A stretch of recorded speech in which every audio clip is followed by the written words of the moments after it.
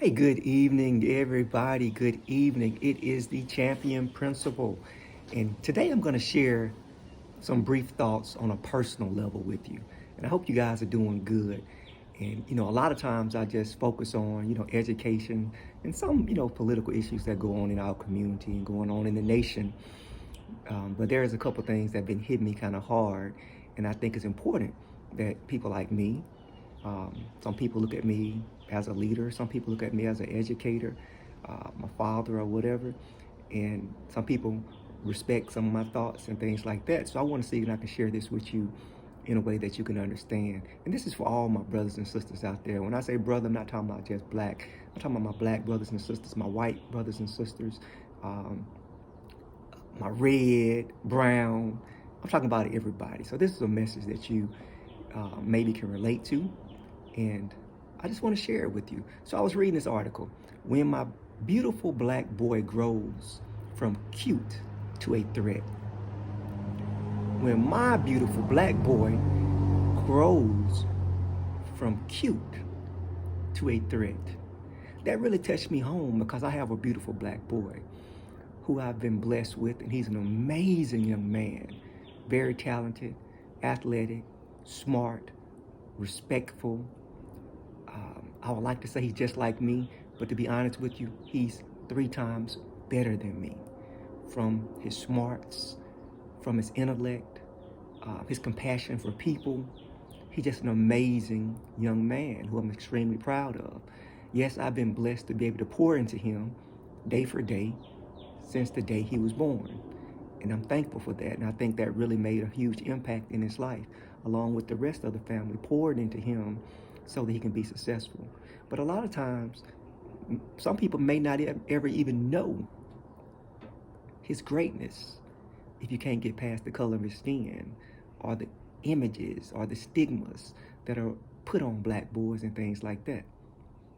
Okay, and I know some of my brothers are saying, well, some black boys are doing these things wrong, doing wrong things. They're dressing a certain way, they're talking a certain way, they're doing this. But guess what? All boys are doing those things. They're doing different things, whether it's good, whether it's bad. Uh, they all are doing things. But my point is, I should not have to have a fear of letting my black boy leave the house and have to worry about him being treated unfairly by adults, whether that's teachers, whether that's police officers, whether that's other people in the streets. And I'm talking about everybody. I don't want my son shot down like a dog by somebody that look like him either. I don't want him shot down like a dog by some neighbor who think he's breaking and entering. So I don't distinguish between the two. I'm worried altogether as a father. I'm concerned about my black boy. And see, somebody's gonna say, well, Doc, you didn't have those problems growing up. You made it. You're just fine. And a lot of my good brothers say that to me. But no, you don't really know. Let me share a quick story with you real quick. Yeah, of course, you know, my family grew up on the west side of Tuscaloosa until my young mother was able to go out and get her own apartment in different parts of the town. And so we went from different places to live in different areas. But I remember when I would say, when the poverty cycle was really broken, I think, when, she was able to marry and we moved out to Northport. And so her and her husband basically could put their resources together to provide a better life for my sister and myself. But even in that environment, I remember growing up in Northwood Lake. And let me just say this. There are a lot of great people who were in Northwood Lake back then during those days. White, black, but it was mostly majority white. And I just want to say this. Yeah, a lot of the white people who were there during that day treated me just fine. But here's the unspoken of something that I did not share with you, or you may not have known. Guys, I remember living in a predominantly white neighborhood when I went to County High. And I can remember walking down the street daily, just walking out because they had a lake over there. And I just wanted to go to the lake to see the fish and throw rocks and all that kind of stuff just to get away. So I had to walk down this long road from my home to the lake, or even I used to walk up to the pool to see all the kids playing in the pool. I typically was never invited to get in the pool with them to enjoy the pool. I never really felt accepted, so I never really got into the pool with the other kids who were in the pool. So that was one thing that was in my psyche. Never really felt accepted, to be honest with you. Not saying that some people there didn't accept me. Of course they did. But it was just always awkward. But I remember walking down the street on this one particular day, and I remember that there was this white guy. I think he was a senior at County High at the time. I may have been in like 9th or 10th grade, I'm not sure, but I know he was a senior. And he had this white car, and I'll never forget it. It had Cobra written on it. And it always stood out to me. And I can remember every time he saw me walking down the street, he yelled out, "Nigger." I don't even know the kid. Never said nothing to him, never done anything to him. But to me, that was his way of reminding me, boy, you still black. No matter whether you stay over here in Northwood Lake or not, he just wanted to send that reminder to me that I'm still black and I'm still nothing. So he yelled out that N word, shot the bird to me on a common basis. One day I just finally shot the bird back to him. So he was so insulted that him and his buddy, so they pulled back around, and then of course they saying all these negative things. Want me to kick your butt? Want me to do all this? And I was like, whatever, man. I kept on walking. One thing he did not know I got some tough people in my family who I could have picked up the phone to call, but I didn't do that. I was a man about mine. I just said, okay, this is how things are, and I accepted, and I kept on walking. But that does something to you. And so each day, I still had to get up and go to school. Each day, I had to walk by that boy in the hallway, knowing what he said to me and how he felt about me. I can even remember taking a step further. Go forward to 1996 or 97, I believe. I can remember it's like my first month at UAB. I love UAB. I graduated from UAB. But I can remember walking downtown from the Hill Center, and I remember these two boys on the back of a truck. They had a rebel flag, yelled out the N word, "Nigga." I mean, to me, at that time, my mind was so different. At that point, it really didn't bother me as much. But deep down, it did bother me. I'm like, look here, I'm over here at UAB. I'm trying to go to school. I'm trying to better myself. I'm not bothering anybody.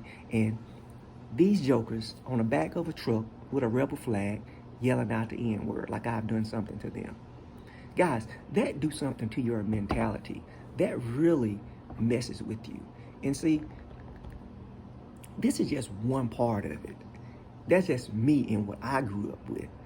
And I know people are quick to talk about the violence in the communities and black people killing each other and all that kind of stuff. I get that, but we're talking about something different right now. We're talking about two different dynamics of what we're growing up and what we have experienced. And these are some of the experiences that I had. And although I experienced those things, I still treated everybody right. I still don't have any hate in my bloodstream. I've never treated any students wrong when I was in school and things like that. I have black friends, white friends. They've supported me. I supported them. I've even went over different people's houses and things like that. So I get it. But you still got to understand what experiences that we face as we grow up.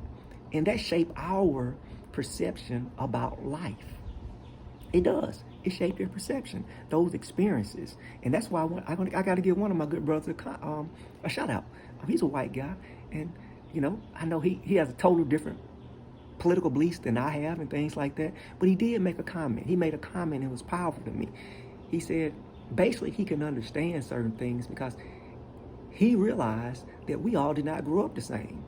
We all did not have the same experiences and the same beliefs and things like that. It sounded like he was saying that this last particular shooting of the 25-year-old African-American male was wrong. He was saying that it was wrong. And the bottom line is, that's what we got to get to a point. Some things are just wrong. You know, you just can't go out there and shoot somebody because you feel that they're a threat. You can't just go out there and take somebody's life because you feel that they're going to do something wrong and things like that, that you're not valuing their life. That's not right, guys. Because if you're not going to treat the white guy jogging the same way you're going to treat the black guy jogging, there's something fundamentally wrong with that. And the problem is, and this is where my fear comes in with my son, I don't want nobody to treat him in that manner, like he's an animal, like he's a threat. He's an intelligent young man. I fear for him more than I fear for myself. I've had a good life. I've been able to avoid some of the hurdles and pitfalls and situations and things like that. But I wonder, will he be given that same courtesy? So when you look at things, when you look at like when my beautiful black boy grows from cute to a threat, the reason why some people cannot understand, especially people from different backgrounds and cultures, can't understand it because you've never had to experience it. When was the last time somebody in your family was murdered? I'll wait. When the last time on TV have you seen somebody who looked like you that was murdered and didn't have a weapon and things like that, who was holding a cigarette, who was running away from the police? See, what goes on a lot of times, and we're talking about the police for a second, what goes on right now is too often that it's a common practice for the black boys to be shot down like a dog. Whereas you may have a white boy who goes shoot up a whole university and they take him to go get a hamburger. That does not make sense. Or for example, there's a white guy who shoot 8 people, but for some type of, through a miracle, they're able to be arrested without one scratch on them. But a black guy who's selling cigarettes, who's running away from an incident, who don't even have anything to do with incidents, or who just run off at the mouth, or who has a cell phone, they're shot down. That's wrong, guys. That is not right. And that does something to your psychology, your psyche, and your mind. Until you have experienced that, until people in your family or your friends experience those things and go through those things, you're not going to understand. And that's why I was able to respect the other brother who was talking about that, because he's right. We all have different mindsets and different experiences in life, which means that it's going to be hard for you to relate. But that's why we got to have empathy and sympathy for people who are going through those things. Don't just shut it off and say, that's what they get and all that kind of stuff. Man, that's ridiculous. We have to worry about our boys and girls leaving the house every single day. Worried about, stressed, wondering how people are going to treat them, how teachers are going to treat them. I can remember like yesterday, going back to my high school days. I remember one particular teacher, I think he taught microbiology. The man never had nothing positive to say to me, always was sarcastic, always graded my assignments differently, was just a total jerk. And I remember this man to this day. And I sat there and watched how he treated other people from different backgrounds. He treated them totally different. He just loved them. They sat at his desk and all this kind of stuff, whereas he was a total jerk to a kid like me. I wasn't even a bad kid. But he don't know. I'm glad he did. Because people like him is what gave me the fuel and motivation to do well. I think that was the first year I got honor roll. I didn't even want no honor roll before then. That man made me strive to make A's and B's. And I never forget when they called my name for the honor roll, I was just ecstatic that year. But then somebody will say, well, how do you know it was him? Well, yeah, because I had another teacher named Miss Case. Miss Case had a variety of kids in her class, treated us all the same, treated us all totally different. She's always respectful, always encouraging us, hard on us when we need to be, when she needed to be hard on us, but it was totally different. She didn't have a little favorite sitting on little pedestals and all that. She based it on work ethic and what you were putting in. I even recall Miss Case inviting everybody to her house. I was so shocked. And I was so uncomfortable when she invited us. I remember knocking on the door, went in, got sat down. I don't know what the event was, but I remember that. And that impacted me as well. And I always have respect for Miss Case for doing that, because she made us feel like we all are important. It's a difference, guys. And then just going back to this whole thing with this young brother being shot down, Arbery. There's no way in the world, number one, that boy should have been shot. And it's wrong. All of us should be able to agree that that was totally wrong. He didn't do anything wrong that deserved an execution. Even people who commit the worst crimes, they get a chance to go to trial to the Supreme Court, and they get an opportunity to sit on death row for many years. And then they can even appeal it. So what gives you a right to just go shoot somebody dead? I mean, what gives you that right? It was two of y'all there. Jump on him, pistol whip him, beat him up, get in your truck and drive off. And then the second part is, then we got these people who we trust to have power to basically overlook it. How could you say that wasn't right? He didn't initiate that. He wasn't committing a crime. But you don't see nothing wrong with that? That's sickening, guys. And it's hard for me to respect you if you actually can't see no wrong in that at all. The boy did not even have a gun. That's what we got to worry about as fathers and as mothers when we think about our black boys and our black young men. Who's going to be the next Arbery? Who's going to be the next Trayvon Martin? Who's going to be the next Tamir Rice? You know what I'm saying? Black people are more likely to be killed by police officers. It's a messed up situation I'm in because I know a lot of great police officers. And I know those ones who do their job. And so I don't think they're the problem. But these police officers who are gung-ho on just shooting somebody and killing people just because of the color of their skin or because the young man said something or they thought they did something, that don't make sense.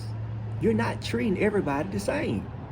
So you're saying the black kids are doing more than the white kids to get shot? Really? They all are doing things. You know, it just doesn't make sense.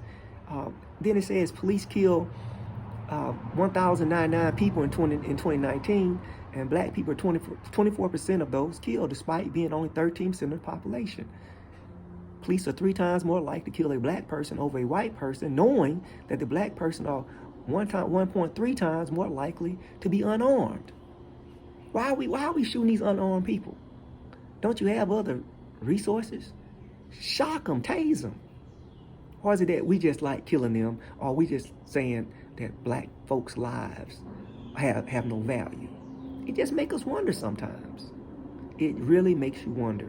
And, you know, my heart goes out to all those families who've lost their children to different violence and things like that. I think it's all wrong. If the police officers are doing it, it's wrong. If these people from the neighborhood are doing it, it's wrong. If these youngsters in the street shoot, it's wrong. It's all wrong. And we got to get to a point where we all can agree that it's all wrong. It can't be about your political party or because you're white or black or because you don't like Black Lives Movement or you don't like the people who storming into the courthouses with their guns talking about give me liberty. What is the difference? You think that's good, but you see something wrong with Colin Kaepernick. That's crazy. We need to really have a real awakening, a wake-up call, and be honest. Because, see, that's where we disconnect. If you say one is right, but the other one is wrong, something's wrong with that. It's just like politics. Just because I'm Democrat don't mean that I support everything the Democrats do. Or if I was Republican, don't mean I support everything the Republicans do. I got my brain. I make my own decisions. You should make your own decisions. Something the president do and say is ridiculous. Some things some business deals he may have made or some agreements may have been perfectly fine. But I'm not going all in for everything that these people do. Guys, when my beautiful black boy grows from cute to a threat, I live with that in my mind every single day. And I feel so bad because I know I cannot protect him from it. I've already trained him to be quiet when the police pull you over. I've already trained him to keep his hands on the steering wheel. I already trained him to not reach for a cell phone. I've already trained him to have his license in an area above. I already trained him for those things. So, do you have to treat your boys and girls like that? Do you have to train your boys and girls to do those things? Ask yourself that question. It's nauseating. It's disgusting. It makes us angry. It's not right. It's not fair. And it's disgusting to know that some other people act like they can't understand this pain and this concern. But as soon as yours is shot down like a dog, then you'll get it. Then you'll be ready to say, give me liberty and all that kind of stuff. Let's keep it real. This is the pain that we live with. I don't know when my beautiful black boy will go from being cute to a threat. But I pray over him every night that he's protected. Thank you for listening.